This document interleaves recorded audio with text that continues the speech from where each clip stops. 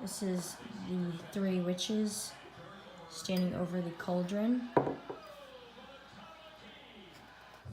And we open with Act 4, or Scene 1. The three witches are over a cauldron, singing double bubble, toil and trouble, fire burn and cauldron bubble. This is a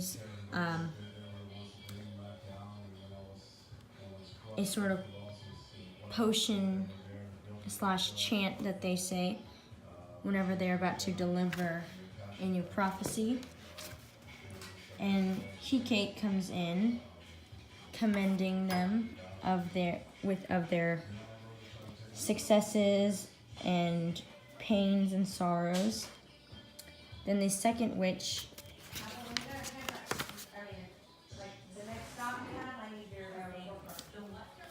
comes in, or says, "By the pricking of my thumb, something wicked this becomes." And it is at this point she's speaking of Macbeth, who comes in demanding to know more about the prophecies. Once Macbeth is asking more about the prophecy, the first witch asks, "Say if thou'st rather hear it from our mouths or hear it from our masters." It is then Macbeth says, "Call him, let me see him." Then the first apparition comes in and delivers the first part of the prophecy. And he states, "Macbeth, Macbeth, Macbeth. Beware Macduff, beware the Thane of Fife. Dismiss me enough." Macbeth is then thankful for that part of the prophecy. Then the first witch tells Macbeth, "He will not be commended. Here's another more potent than the first," as the first apparition disappears. The second comes into play and gives a second part, speaking, "Macbeth, Macbeth, be bloody, be bold, a resolute laugh to scorn, the power of man, for none of woman born shall harm Macbeth." Macbeth then says that he does not have to fear Macduff because every man is born of woman. Then a crash of thunder comes, and the third apparition comes to speak the final part and says,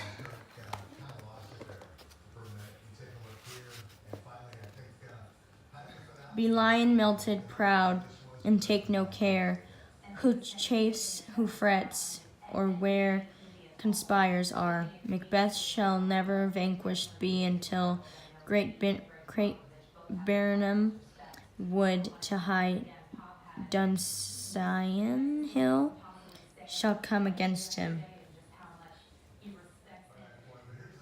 After the apparitions have disappeared, Macbeth is satisfied with what he's received, and we move on to Lennox coming in. So Lennox enters, and he is Macbeth's little wannabe, a little mini Macbeth, and he comes to fulfill whatever Macbeth needs. And him and Macbeth have a conversation discussing, or after the witches vanish,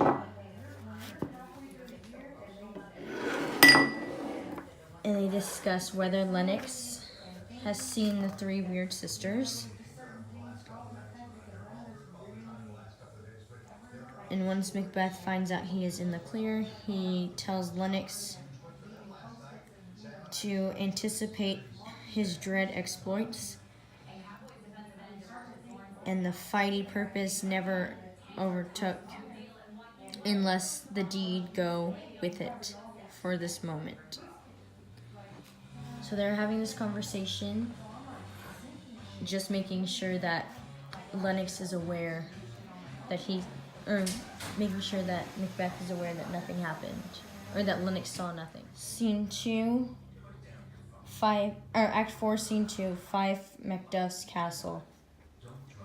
Enter Lady Macduff, son, and Ross.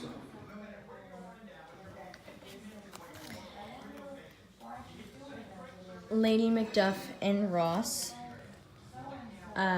discuss Macduff's loyalties and where they lie, and if he has gone to the other side.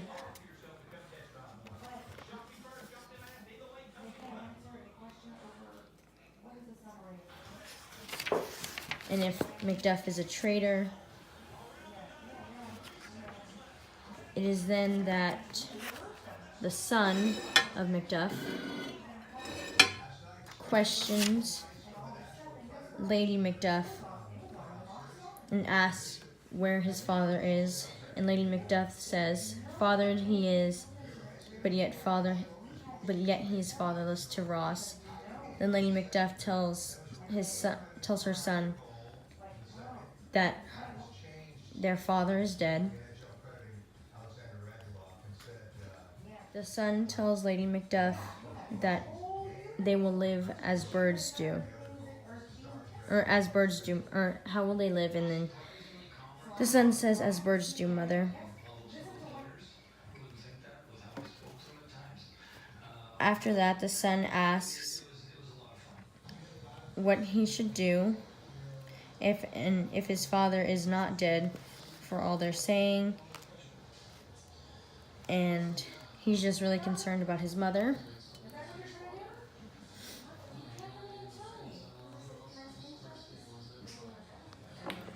So as Lady Macduff and her son are talking, in comes the messenger, and he tells them, "Bless you, fair dame, I am not to you known, though in your state of honor I am perfect. I doubt some danger does approach you nearly. If you will take a homely man's advice, be not found here, hence with your little ones. To affright you thus, methinks, I am too savage. To do worse to you were fell cruelty, which is to nigh your person. Heaven preserve you. I dare abide no longer." So this is the warning that the messenger gives to Lady Macduff to get out, and get out now. But Lady Macduff is too busy questioning the messenger, and she is not aware that the first murderer comes in and begins speaking, asking where her husband is, and then they go back and forth, and the son says, "Thou shag-haired villain." And then the first murderer says, "What, you egg," as he's stabbing, "young fry of treachery." The son yells out, "He has killed me, mother. Run away, I pray you." So the first murderer has killed the son at this point. As Lady Macbeth runs off, crying "murderer," as the murderers follow her and eventually kill her as well. As we move into Act 4, Scene 3, this is England before the King's Palace. We open with Macduff and Malcolm.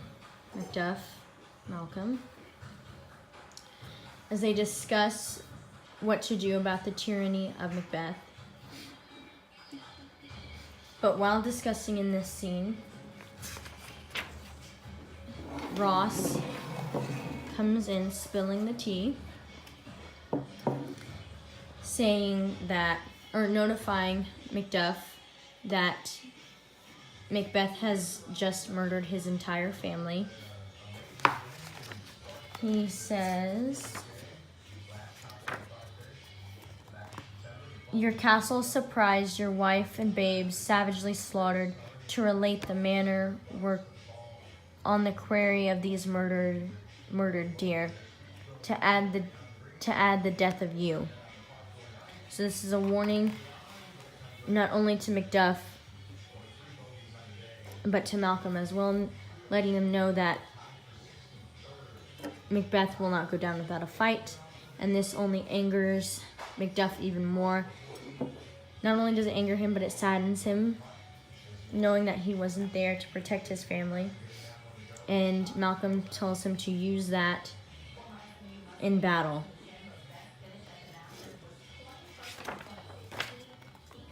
Then we transition into Act 5.